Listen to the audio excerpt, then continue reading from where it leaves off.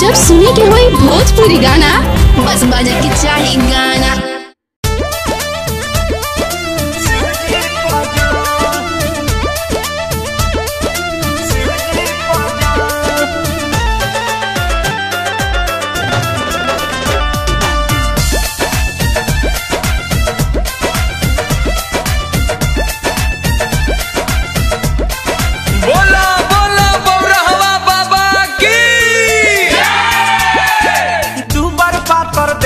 तोहर लागे कमजो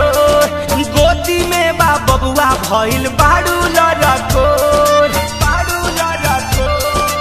ए भौजी सुना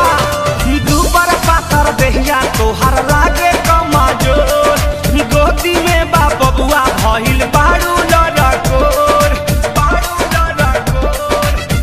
35 कोस कैसे चलब पैदल 35 कोस कैसे चलब पैदल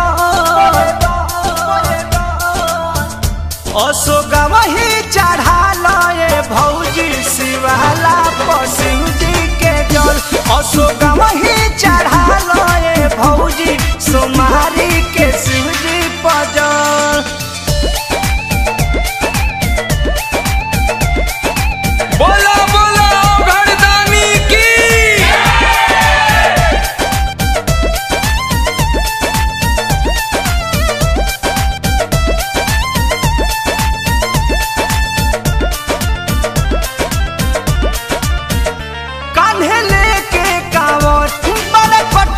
डगर कैसे चढ़बू पहाड़ इहे लागत डर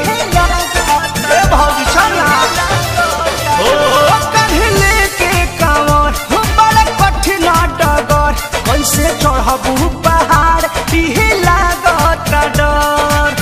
बाड़ू सुकवार कहीं जइबू फिसल बाड़ू सुकवार कहीं जइबू तू फिसल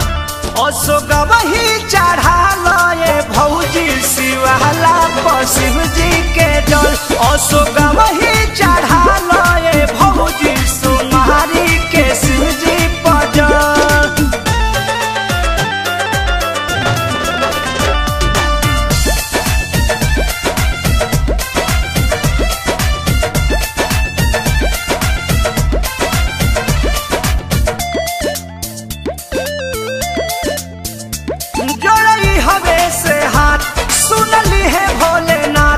मन शंकरिया पू पंकज परमध के बाद हरी रे जोड़ई हवे से हाथ सुनली है भोलेनाथ मन शंकर सोनू पंकज परमध के बात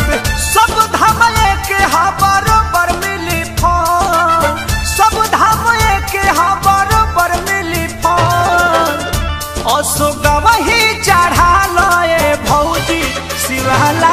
शिव जी के जल अशोकवा ही चढ़ा लए भौजी शिवाला